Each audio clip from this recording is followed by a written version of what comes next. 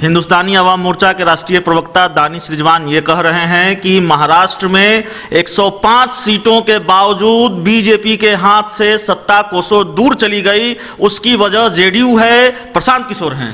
और वो अब दिन दूर नहीं है जब भारतीय जनता पार्टी अपने पतन की तरफ जाएगी, क्योंकि जो बड़ा मुद्दा था, जिन मुद्दे के सहारे भारतीय जनता पार्टी सत्ता के सीढ़ी के ऊपर में लगातार चढ़ती रही थी, वो मुद्दा खत्म हो गया। वो कह रहे हैं कि महाराष्ट्र में कांग्रेस पार्टी गलत कर रही है।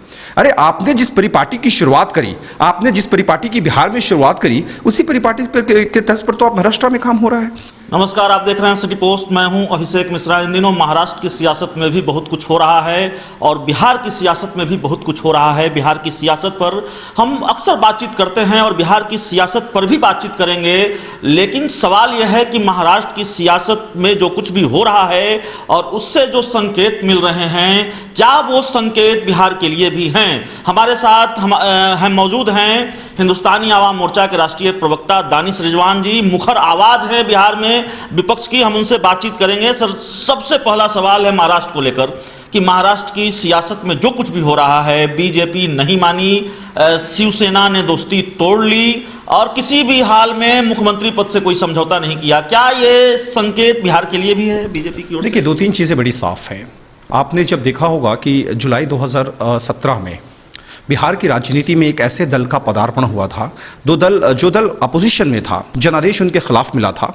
देश की आवाम ने, राज्य की आवाम ने बिहार में उनको अपोजिशन में रहने का आदेश दिया था, लेकिन फिर भी बिना किसी नियम कानून को ताक पर रखते हुए अचानक राष्ट्रीय जनता दल के साथ अलायंस तोड़ती है जेडीयू और भारतीय जनता पार्टी के समर्थन से सरकार बनाती है। ये देश के इतिहास के लिए काला दिन माना जा रहा था जब जनादेश का अपमान हुआ था। और आज भारतीय जनता पार्टी के नेता, कल मैं लगातार बहुत सारे चैनल्स के डिबेट में था और वो कह रहे हैं कि महाराष्ट्र में कांग्रेस पार्टी गलत कर रही है। अरे आपने जिस परिपाटी की शुरुआत करी, आपने जिस परिपाटी की बिहार में शुरुआत करी, उसी परिपाटी के तर्ज पर तो आप महाराष्ट्र में काम हो रहा है। देखिए, महाराष्ट्र के जो हालात हैं वो बिहार की राजनीति से बिल्कुल ही अलग है। भारतीय जनता पार्टी हमेशा कहती है वो कि श्री राम की सियासत करती है, भगवान राम की बात करती है, राष्ट्रभक्ति की बात करती है। भाई, शिवसेना भी तो भगवाधारी ही है, वो भी देश और राष्ट्र के राम की ही बात कर रहे हैं। तो क्यों नहीं एक राम भक्त को आप मुख्यमंत्री बनना देना चाहते हैं? क्या आप चाहते हैं कि महाराष्ट्र में पाकिस्तानियों का शासन हो जाए? अरे एक राम भक्त मुख्यमंत्री बनना चाहता है तो बनने दीजिए ना, क्यों आपको राम भक्त से परहेज है? सवाल यह है दानिश जी कि हमारा सवाल यह था कि जिस तरीके से, चूंकि बीजेपी की सीटें 105 हैं, बड़ी पार्टी है, संख्या ज़्यादा है और उसने 2.5 साल के लिए भी समझौता नहीं किया, जैसा कि शिवसेना का आरोप है कि पहले ये तय था, हालांकि बीजेपी इसको नकारती रही है। तो क्या सवाल यह है कि क्या बिहार में भी अगर बीजेपी बड़ी पार्टी बनती है 2020 में और उसकी सीटें ज़्यादा हो तो फिर जेडीयू बीजेपी के रिश्ते उसी तरह हो सकते हैं जैसे महाराष्ट्र में शिवसेना बीजेपी के हैं? देखिए, ये भी बात तथ्यात्मक है और बिहार में भी सबसे बड़ी पार्टी राष्ट्रीय जनता दल है। उस एतबार से तो राष्ट्रीय जनता दल को मौका मिलना चाहिए था सरकार बनाने के लिए, तो राज्यपाल महोदय ने तो दिया नहीं। आनंद फानंद में दो छोटी पार्टियों का अलायंस होता है और उनको चीफ मिनिस्टर बना दिया जाता है और वो कंटिन्यू कर रहे हैं। तो ये जो दुहाई भारतीय जनता पार्टी दे रही है, मैंने आपको अपूर्व में भी कहा कि ये पूरी तरह से गलत है। और देखिए, बिहार की राजनीति में निश्चित तौर पे एक बदलाव आएगा और उस बदलाव की शुरुआत हो चुकी है। आपने देखा कि किस तरीके से जो राम मंदिर का फैसला आया है, जनता दल यूनाइटेड के जो राष्ट्रीय उपाध्यक्ष है प्रशांत किशोर जी का क्या स्टेटमेंट आया। उन्होंने स्पष्ट लफ्ज़ में कहा और फैसले की खिलाफत करी। एक तरफ आप केंद्र में अलायंस में रहते हैं, बिहार में सरकार में बैठे होते हैं, राम मंदिर की वकालत करते हैं, धारा 370 की वकालत करते हैं, ट्रिपल तलाक की वकालत करते हैं, और दूसरी तरफ आपके ही दल के राष्ट्रीय उपाध्यक्ष कहते हैं कि यह फैसला गलत है। ये कैसा दोहरा चरित्र है? प्रशांत किशोर का जिक्र किया आपने, जेडीयू के राष्ट्रीय उपाध्यक्ष, उनके बारे में सोशल मीडिया पर खबरें, तस्वीरें और कुछ पोस्ट बहुत वायरल हैं जिसमें कहा जा रहा है कि प्रशांत किशोर की सलाह पर ही उद्धव ठाकरे काम कर रहे हैं। क्या लगता है आपको? मैंने आपको कहा ना कि महाराष्ट्र की जो राजनीति है वो बिहार के रास्ते से ही जा रही है। प्रशांत किशोर जी उस एंगल में भी शामिल है और बिहार के भी एंगल में शामिल है। वो वक्त दूर नहीं है जब भारतीय जनता पार्टी और जनता दल यूनाइटेड के बीच रिश्ते खराब होंगे, अलायंस टूटेगा, ये सारे लोग जानते हैं।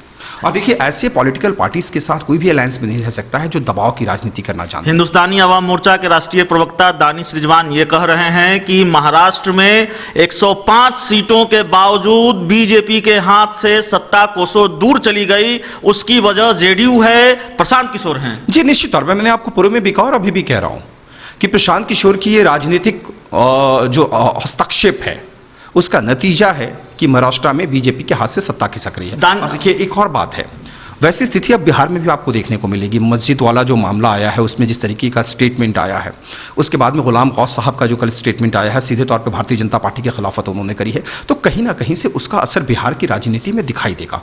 और वो अब दिन दूर नहीं है जब भारतीय जनता पार्टी अपने पतन की तरफ जाएगी, क्योंकि जो बड़ा मुद्दा था, जिन मुद्दे के सहारे भारतीय जनता पार्टी सत्ता की सीढ़ी के ऊपर में लगातार चढ़ती रही थी, वो मुद्दा खत्म हो गया। दानिश रिजवान जी की जो राजनीतिक समझ है वो क्या कहती है? कांग्रेस को समर्थन करना चाहिए शिवसेना का, नहीं करना चाहिए?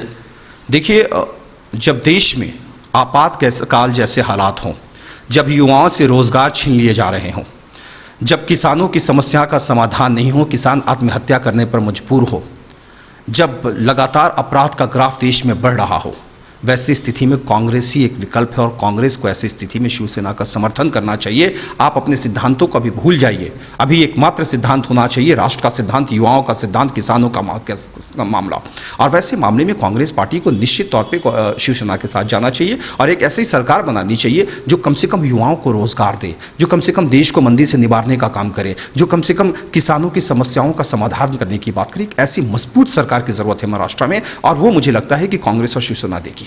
दानिश जी, अब बिहार पर लौटते हैं। आपकी पार्टी ने तो कह दिया है कि अब वे महागठबंधन के साथ नहीं हैं। नया समीकरण क्या है बिहार की सियासत का? पप्पू यादव उस समीकरण में शामिल हैं, नहीं हैं? जिसको बिठाने की कोशिश है, कह सकते हैं कि जीतनराम मांझी जी जो हम के राष्ट्रीय अध्यक्ष हैं, वो किसके साथ जाने वाले हैं? पप्पू यादव फिट बैठते हैं उस समीकरण में, जिसको जो समीकरण सूट करता है जीतनराम मांझी को? कौन कौन से वो दूसरे दल हैं, दूसरे नेता हैं जो जीतनराम मांझी को सूट करते हैं? क्या है नया समीकरण बिहार की सियासत का? देखिए, बिहार की सियासत में अभी इंतज़ार करने की ज़रूरत है। अभी कुछ भी कहना जल्दबाजी होगी। रही बात महागठबंधन में हमारे रहने और ना रहने की, हमने पूर्व में भी कहा था और अभी भी कह रहे हैं कि बिना कोऑर्डिनेशन कमेटी के कोई सा संगठन, कोई सा अलायंस, कोई सी संस्थान नहीं चल सकती है। और हमने जब महागठबंधन में शामिल हम लोग हुए थे तो उस वक्त भी कहा था कि बिहार में कोऑर्डिनेशन कमेटी बननी चाहिए और कोऑर्डिनेशन कमेटी में ही ये तय होना चाहिए कि कहाँ पर किस तरीके से काम होगा, कब धरना देना है, कब प्रदर्शन करना है, क्या करना है।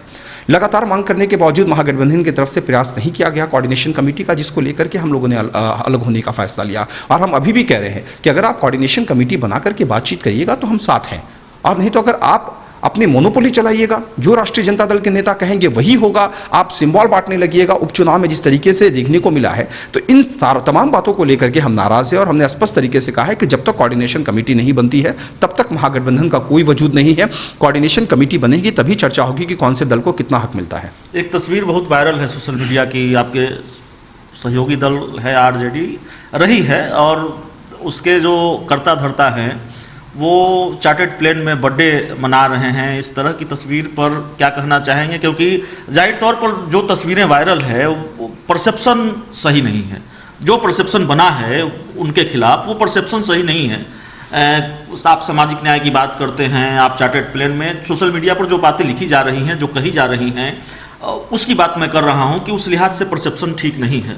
जब खुद को फकीर बताने वाले देश के प्रधानमंत्री 10 लाख का सूट पहन सकते हैं, जब अपनी विदेश यात्राओं में 50 अरब रुपए से ज़्यादा खर्च कर सकते हैं, जब हमेशा चार्टर्ड प्लेन उनके चमचे और बेलचे पर घूमते हों, जिनके पार्टी का राष्ट्रीय अध्यक्ष रहे और देश के गृह मंत्री बिना कभी क्रिकेट का बैट बॉल उठाए बीसीसीआई के ट्रेजरर बन सकते हैं, तो उस देश में अगर एक युवा नेता किसी दूसरे के चार्टर्ड प्लेन पर बैठ जाता है तो उतना हंगामा करना बड़ा मुझे हास्यप्रद लगता है।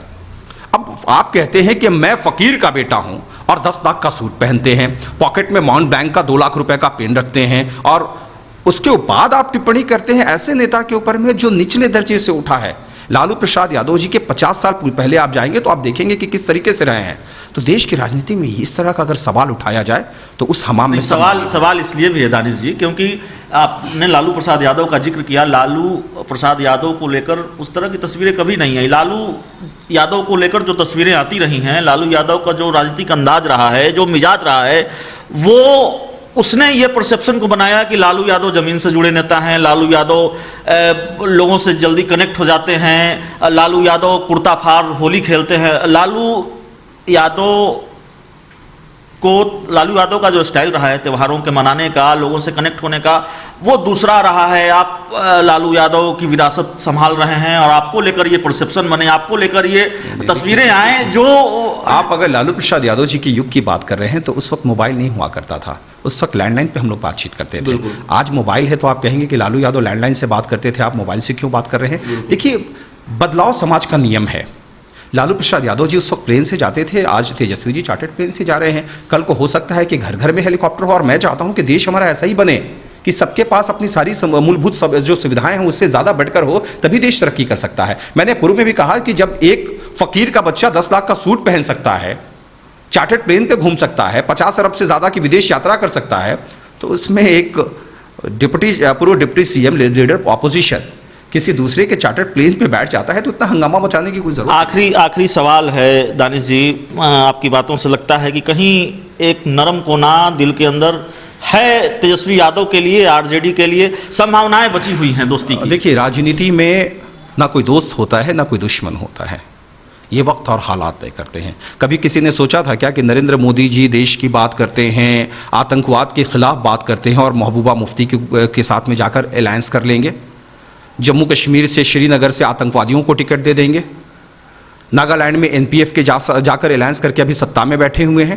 तो देखिए, राजनीति में कुछ भी संभव है, और हमने तेजस्वी जी के बारे में वही बातें करी जो हकीकत है, जो देश जानता है कि अगर मोदी जी करें तो लीला और तेजस्वी जी करें तो कैरेक्टर ढीला। ये कैसी राजनीति है? अगर आप राजनीति में शुचिता की बात करते हैं तो 10 लाख का सूट छोड़ दीजिए मोदी जी, पहनिए ना खादी, 40 रुपये मीटर मिलता है, किसने रोका है?